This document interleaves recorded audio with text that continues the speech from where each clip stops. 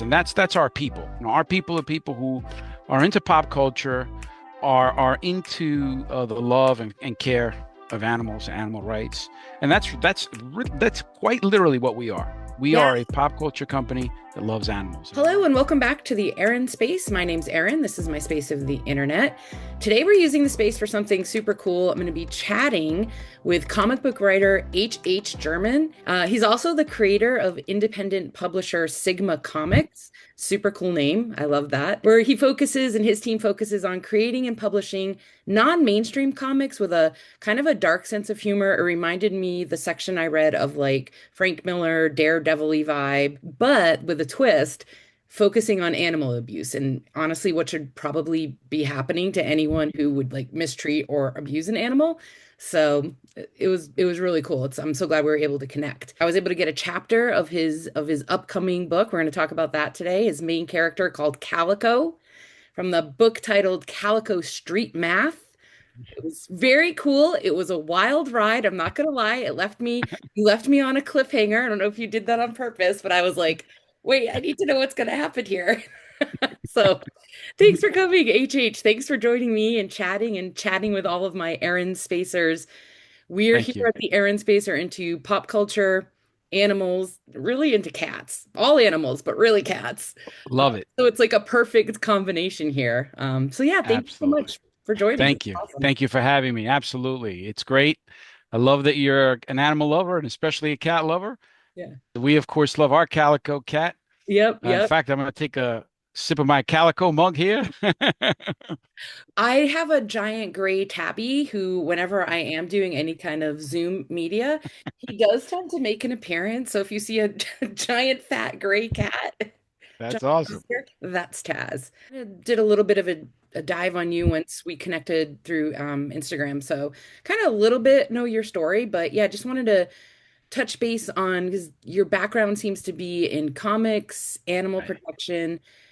But also boxing because the excerpt that I read, oh my gosh, the boxing panels, I was like I was in the ring. So yeah, just Right. kind of like let the audience or my audience know kind of like, yeah, your background, how you got into this, how you created Sure. Sigma Sure. Comics, like how Sure. it kind of all folded together. Right.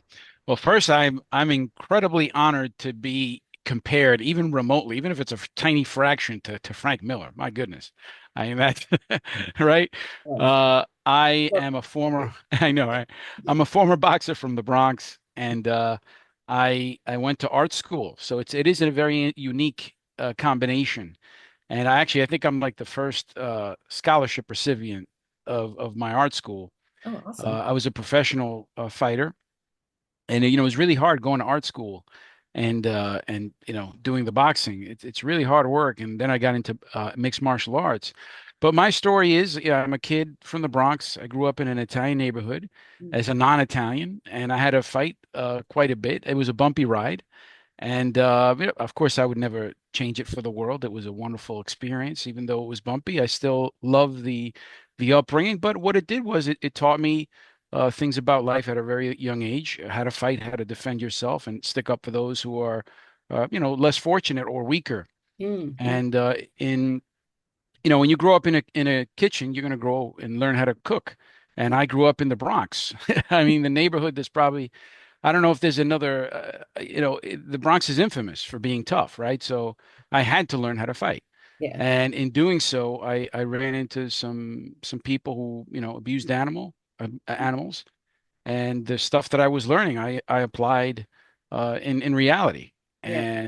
And this is sort of my, wish fulfillment here. This character, Calico, I just merged my both my passions, the arts, Yeah. comics, and fighting. So that was Calico.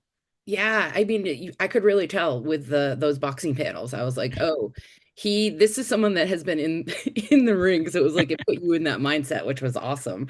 Right. Um, And kind of, it just oh, gets you really upset when you yeah, know that we live in a world where there's people who would even think of harming, an innocent little animal. And understand the following. When we're kids, all of us that had bullies, either we bullied or were bullied, right? Or we saw bullying. yeah, Think of the following, and this is really terrifying. when you're on the playground and you see the bullying, or you're a recipient or effector of the bullying, that is happening to someone who's, slightly, a little bigger or a little smaller than you. Mhm. Just imagine being a little cat. Yeah. It's like, literally, it's like King Kong walking up to you, this giant, Yeah. and doing these things to you. And And way of really, they don't know what upsets me the most about things like right, that is they don't grasp what's going on. right. They're like, you're supposed to be my protector and you're turning on me. So, the fear that they must go through, yeah, I was is just going to get to that. Now you add a layer of the bond that you have with this individual. When you're a part of a family, that cat or dog considers you yeah. a family member. So Mhm. what are you doing?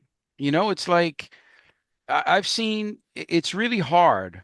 And I know we are on topic, but we're really getting very deep right away.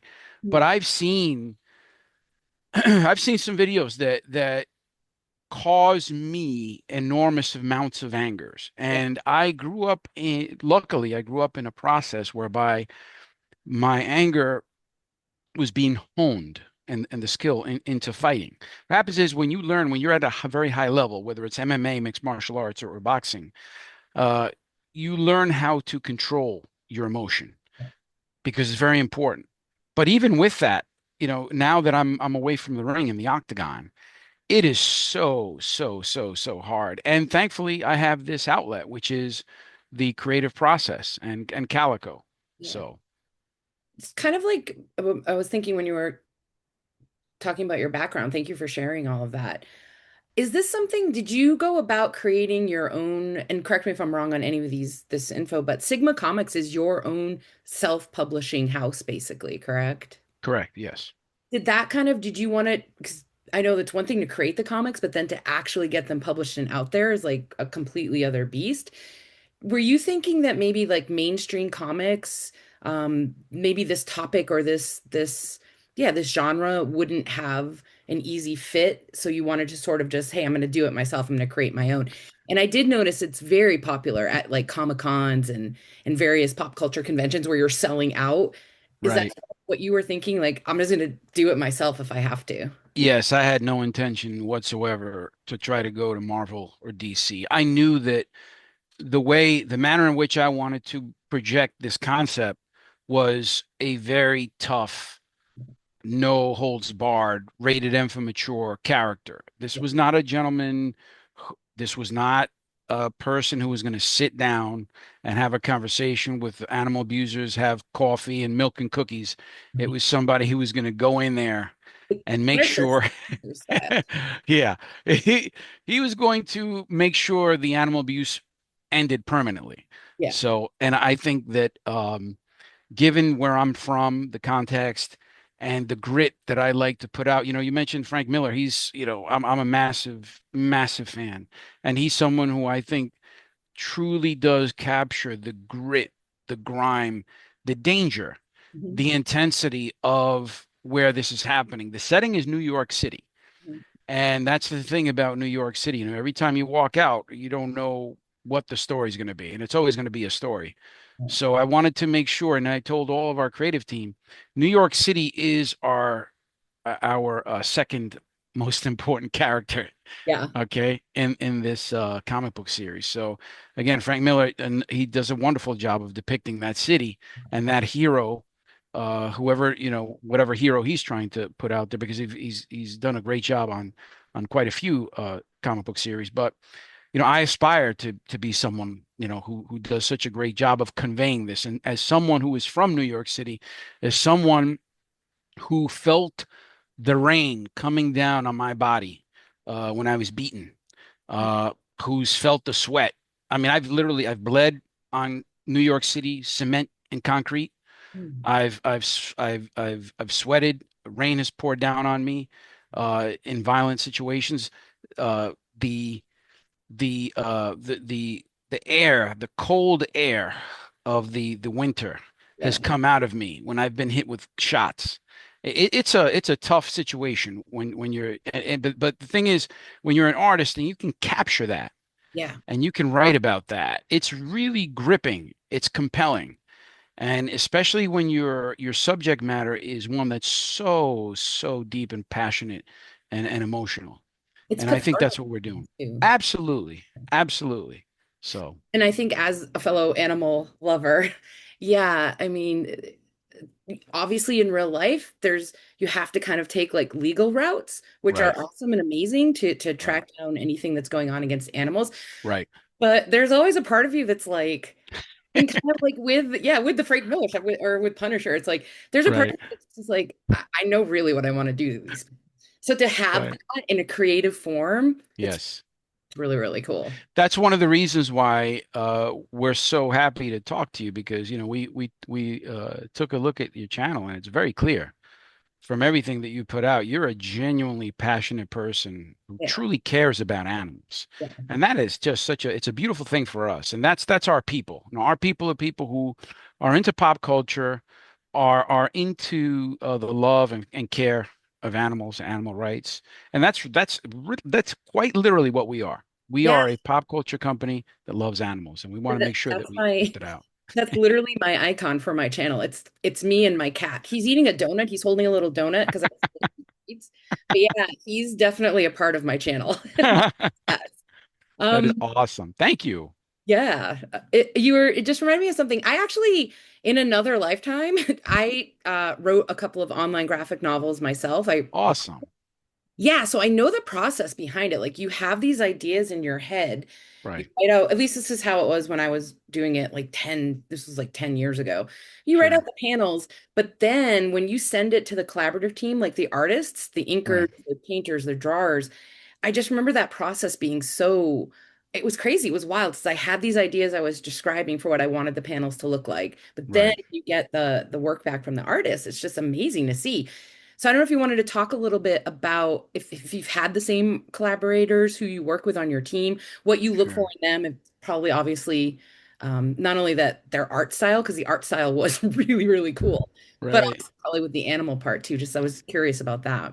Sure. Yeah. Well, I'm fortunate. I grew up drawing and reading comics since I was a kid. Comics is actually, that and Sesame Street is part of my American story. It's how I learned English. I learned all these words from Stan Lee's, Marvel Comics. And it was great. And so I went into art school, having a sort of a, basic knowledge of drawing and the love of comics and drawing. So that by as I graduated, I was able to create storyboards myself. I didn't really need the artist to do that. So my process is a little bit different than most writers, or was a little bit different because I started doing storyboards and storyboards for those for the uninitiated is just basically creating the script panel by panel as a visual sort of story, and it really makes it much easier for the artist to go in there and finitely depict the story because now you're showing him or her the actual craft of how you want that panel laid out. You're pretty much art directing the story, right? And I did that for the first couple of issues, but Renato is so great that he just now I just give him the script and he sort of knows what I want and he just does a great job. And in that situation, partnership, you mentioned the collaboration process. You really have to make sure that you have the right partner because they need to understand the long-term vision. You can't have myopic views Mhm. because then you start getting uh, you start going into these little holes that don't stay in don't keep the story intact. You Yeah, need to make sure you have the flow correct. yeah, It's like a race, right? You have a strategy of how to win it. Here's the start. This is what we're going to do in the middle part, how we're going to get to the middle part, and then we're going to end this way. yeah, And once you have somebody that knows it, they're going to go for it. Yeah. yeah. Interesting. So is that you're working with someone now, pretty much full time, or do you do any of the drawing still, or do you I collaborate? do I do very light editing of the drawing. I have a whole team. Renato Pinto does our interior art. It started with Orbich. Javier Orbich was doing the initial. Renato Pinto does the interiors. Garnabiel does the covers. We Yeah. have our guy Itchy, who does the color. I love a good cover. Do you have one of my favorite thing is like the variant covers. Right, You right. have anything like that's I love that kind of stuff with comics. We did the variants for issue 8, which was the last issue of the first arc of the story. That's the one that sort of ties in the first volume. Actually, I could show it to you. This is the first trade paperback here. It's called Calico Street Math. Oh, And it thinks it's part of your background. oh, okay. Maybe if you we can work out on the back end, you can send me an image of it and I can put it in here for everyone Sure. to see. Yeah, That actually leads me. So yeah, I know I read an excerpt from your upcoming.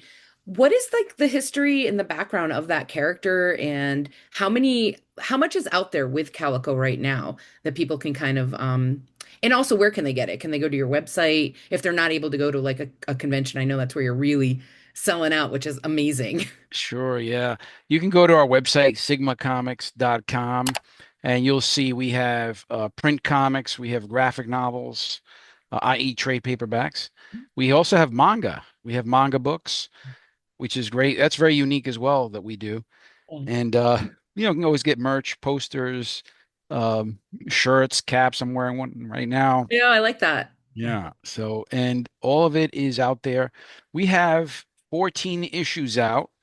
The first book, called Calico Street Math, is the first trade paperback, and that collects issues 1 through 8. And then the second one is book 2, that's called Calico Morality Play, and that collects issues 9 through 14. So those are available on the website. And conventions. We're going to a convention right now in Florida. It's called UltraCon. That's going Okay. to be in West Palm Beach this weekend. And then we'll be in Salt Lake City for Fan X the following weekend. And in a couple of weeks after that, it'll be New York Comic Con, and that's our big show. Oh, I know. I'm I'm from the East Coast. I'm from Boston Ah, actually, but I've oh been yeah, like forever and ever. yeah. So I've only ever done West Coast conventions. So New York Ah, Comic Con and the Boston one too are on my radar. I would love to get to. Yeah, just did it. the Boston one. Yep, we just did Fan X, and actually Frank Miller was at that one. Yep, we had one of our Casey from Sigma Comics. She was able to get over there and meet Frank Miller, and that was a wonderful thing for her. And yeah, I Cool. was jealous, of course. I was gonna say, Yeah, but it was in Boston. yeah, yeah. The next one I'm going to be going to, I think when we were chatting online, I'm going to LA Comic Con. Oh, It originally was, and I've been going to that one almost pretty much from day one as well. It was wow. Stan Lee's Kamikaze was the original Whoa. name of it, Whoa. like 15 years ago at the LA Wow. Convention Center. Wow. Now it's just kind of like morphed into LA Comic Con, but I just love a convention. I don't know, yeah, if you want to talk a little bit about what you do when you're there. Do you Sure. set up the That booth? But yeah, yeah. what do you when you think about like pop culture conventions? Yeah, what comes to mind? That's where Sigma Comics really sings, because we're able to meet face to face with the customers and let people know about Calico. The problem with this is a little insider stuff here. The problem with being an indie creator in a comic book shop is they really want to put out Marvel and DC and project that. And as soon as you walk in the store, you're just going to get bombarded with the Marvel and DC. And then somewhere in the back, in the bottom shelf, somewhere hidden in a corner, you'll see the the indies. It was a lot easier, 15, 20 years ago, to be an indie, because at least you had some bigger indie publishers like your Image Comics, Dark Horse, and Boom, that had a lot more titles, that had a lot more prominence. This is where you get things like Walking Dead. A lot of people don't realize Walking Dead was actually a comic book, Yeah. right? So, Yeah. and there's quite a few of them out there that are really good that are not from Marvel or DC. Yeah. It's just they really need that support. But that was 15, 20 years ago. Yeah. And the climate has changed quite a bit, where comics back then were available in a lot of places. You can get comics in pharmacies, grocery stores, Yeah. your corner store. Yeah, it's like And the tech now, shop, they would have them like right there. Yeah. right, you could get comics anywhere 15, 20 years ago. And now you can only find them really in a couple of places, in the comic book shops and at the conventions. And at the conventions is really where we have that face to face finally Yeah. because we're not stuck in the bottom of some corner.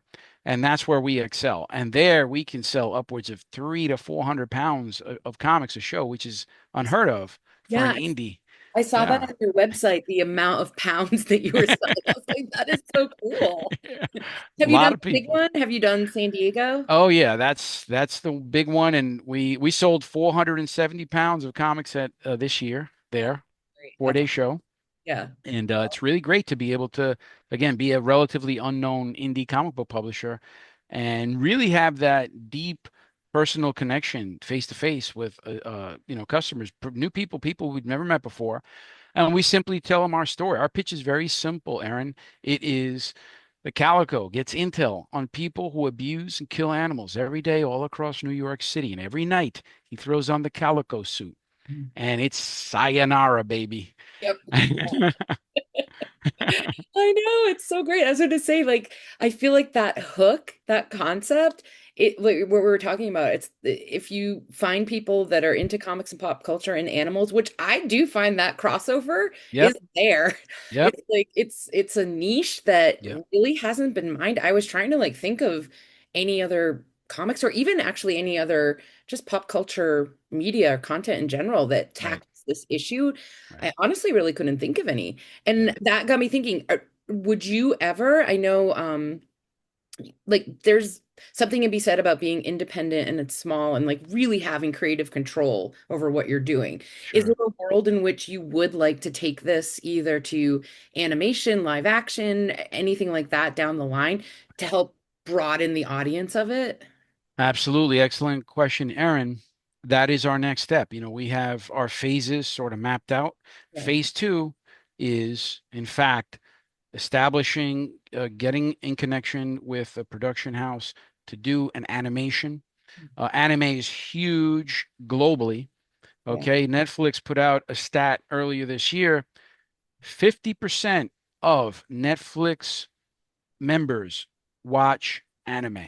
50%. Believe That's it. massive. Yeah. Huge. We're Yeah. talking about hundreds of millions of people. K-pop Demon Hunters right now has taken over. That's like, and that's that, yeah, that anime style of Right? filmmaking.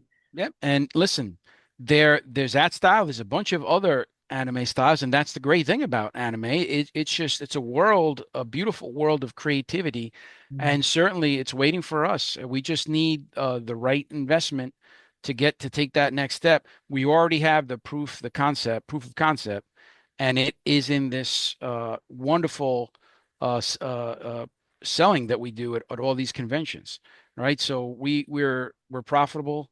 We're a company that is what we believe is ethical Yeah. business, where our mission is to work strictly with charities that are vetted to make sure their program to operations ratio is 80/20, so that when you do buy from us, you're ensured that the resources are going to a wonderful cause, right? So that's phase one, is to make sure that we have that that pumping system of product being pumped out to the masses. And then the second step would be an anime.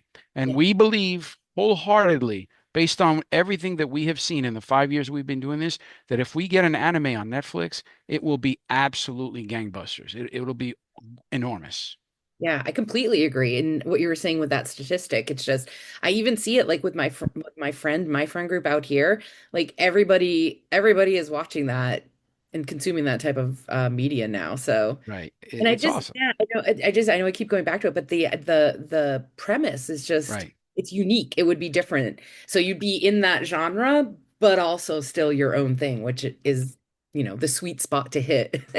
Absolutely. It's totally unique. It really has never been a character like Calico.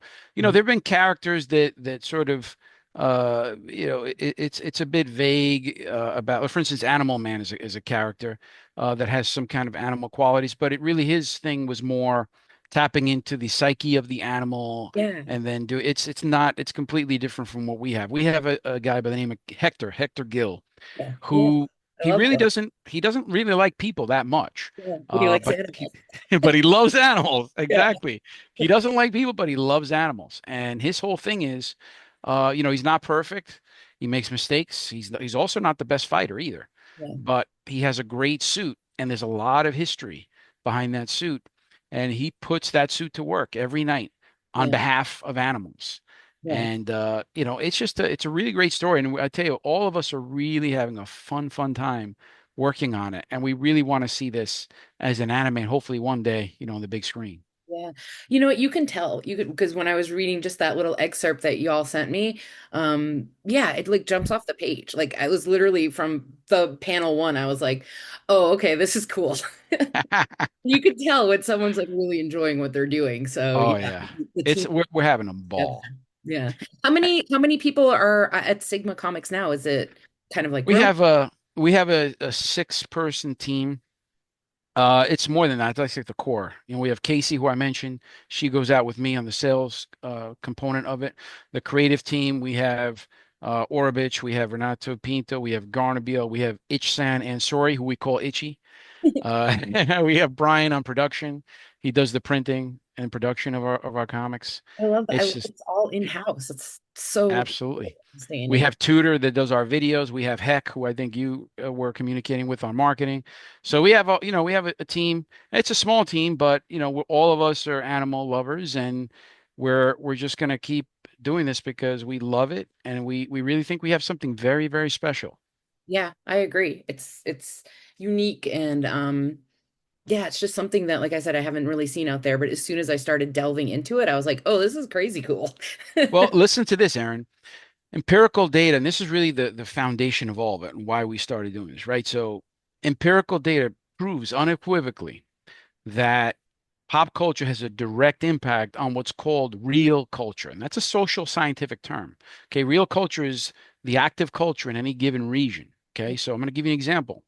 The Jeffersons, okay, back in the 70s, obviously addressing a very important topic in society. And the more you pump out that pop culture, the more society, you're normalizing Yeah, people, you're normalizing behaviors, you're normalizing yourself in society. You're part of society. You're integrated. Everybody's together. You're diverse. Keep going. Mary Tyler Moore Show, Will yeah, and Grace. Okay, these are very important seminal shows that had an impact on, again, real culture. And what is it? It's pop culture.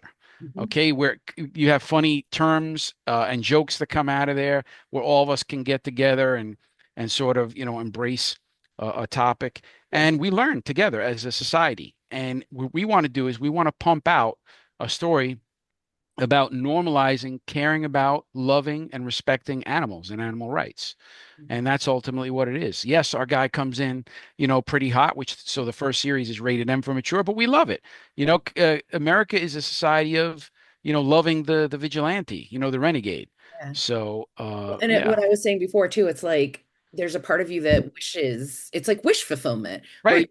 go out and when you hear these stories about, the dogs that have been kept for like fighting or like the cats that are like found like emaciated and used as punching bags. Oh, Yeah. yeah, you there it lights a fire in you and you're like, this is reading about someone going out and actually taking care of business. Yes. Taking care of Very, business. very, very Yes. satisfying. Extremely satisfying. Aaron, this is like, Here Comes Calico is like finding a strawberry milkshake in the desert. Okay. Yeah, yeah. You're just like, oh, Absolutely. so good. Just a couple more questions if you have a few Sure. more minutes. Absolutely. I was just curious, are you working with nonprofits or organizations or anything like that? What Yeah. So the way we work is we are a for-profit company. I mentioned our profitability before, right? So we're very unique in that what we do is instead of being a 501c, we work strictly with charities. Okay. But the way we do it is we make sure they're actually really attacking the cause. In our case, it's animal rights and animal welfare, right? So we need to make sure that their money goes to the right cause. A lot of these charities, unfortunately, I don't want to use the word scam, but they can be a bit scammy and shady, right? So for us, the important thing was let's nail down a short list of the most ethical animal rights charities there. We, as a creative team, as a comic book publisher, what we're going to do is instead of like all the other comic books soliciting for advertising and putting advertising spot, what we're going to do is we're going to select these charities and not randomly, but rotate their full page ads for them, so that in turn, the more we put out, the more memberships they're able to increase. Hence, the more they're able to grow their audiences. So for them, Calico is a beautiful and completely unique medium to tap into a completely new audience for them, pop Yeah. culture, Yeah. right? And in turn, what that does for us is it helps us put out that message, helps put out their message. It helps us further promote their wonderful ethical activities. So it's a win-win. And the money that we get goes directly into the production of the comics. None of us take a salary. None of us make any money on this. Even though we're a for-profit company, the profit that we get goes right back into the production. And That's that's how we do it. Yeah, that's like with my channel. Any money that I get from like monetizing or ad sponsorship or revenue that way, I pretty much, it goes right back into creating Right. more. So I totally get that. It's a win-win. Yeah, but that's amazing, shedding light on these organizations that are out there, like really doing the work, on this. Yeah. That's really And it's unfortunate because a lot of the ones that are more prominent, marketing wise, are the ones that are really heavy on operations and low on program. yeah. So I've done some work in the nonprofit field, so I know, yeah, exactly what you're talking about. You're like, well, why is your CEO getting paid $200,000 if you're a nonprofit? it's So, ridiculous. yeah, So that's why one of our criteria is actually capping. We don't work with charities that have CEOs that make over $100,000. Like, why are you making over $100,000, right? So yeah, that's really awesome.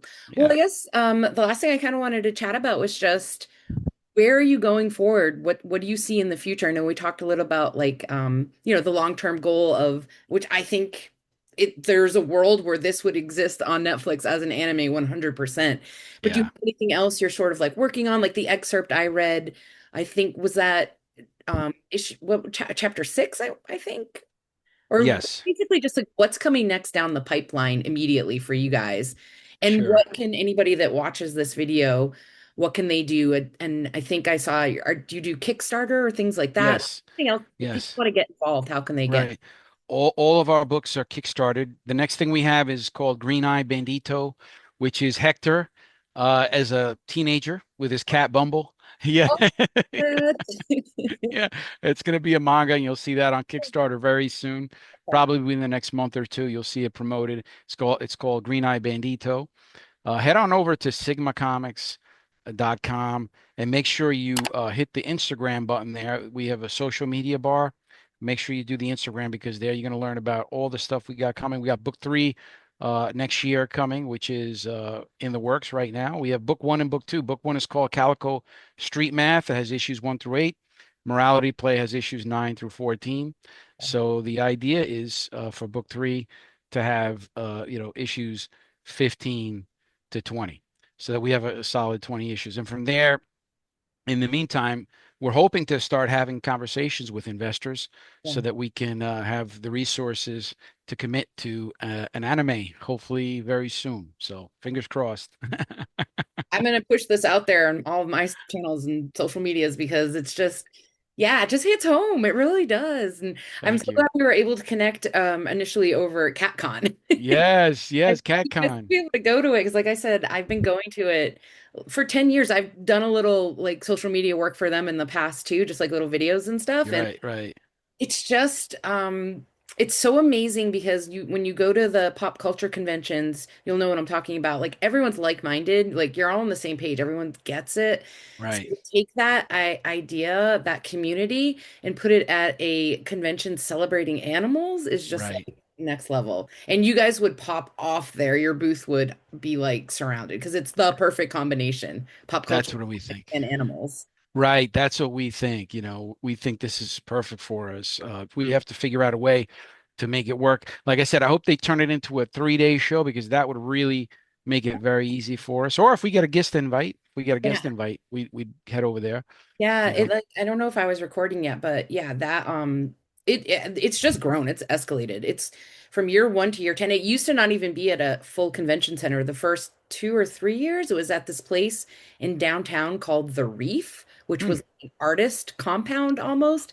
By Huh. year three, they'd already outgrown that and they had to move to Wow. Pasadena Convention Center. So That is awesome. it just gets bigger and bigger. So there is going to be a year where it's 3 days, at a maybe like a Long Beach Convention Center or something like that out here. Right.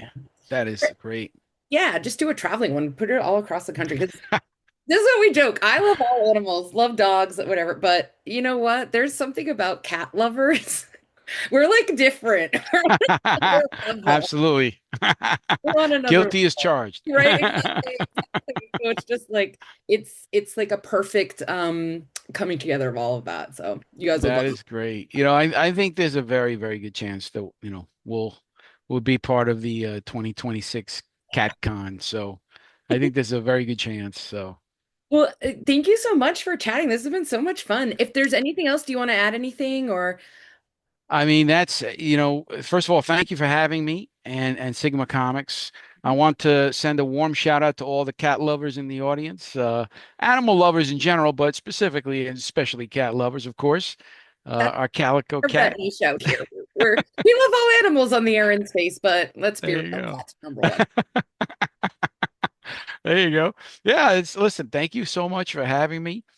Thank you for being a pop culture enthusiast and an animal lover. And listen, this is what we need. We need more people like you out there to champion the cause of animals and animal rights, and to keep that in the pop culture because frankly, you know, that's our mantra, right? That's what we do. But the truth is, you're doing the same thing. You're an animal lover who is promoting these organizations and these entities out there that are, furthering the causes of animals. I saw your wonderful video on CatCon, and I tell you, there's a bunch of other people that are watching it that are really having, they're having that experience that they want to participate as well. Hopefully, So yeah, that's what I created this channel for was to highlight pop culture, just and to tell people, hey, you go out and find these things and attend them. right, You'll right. find your people, you'll find Absolutely. so. Absolutely. And we're in the age of social media now where you can create your community and what's a better a community than people who love animals and cats, In comics, it's like and win comics. win. Well, thank you so much, HH. This has been a pleasure. Yeah, Likewise. thank you for your time. Thank you for chatting. Everybody, all the Aaron Spacers who watch this interview, I know that they're going to get a lot out of it. And go check out Sigma Comics. Yes. Watching this, go check out Yes. Sigma Comics. SigmaComics.com, baby. SigmaComics.com and Sigma Comics on Instagram, right? Yes, absolutely. Thank you. Thank you, guys. Yeah, thank you. Thank you so much. All right.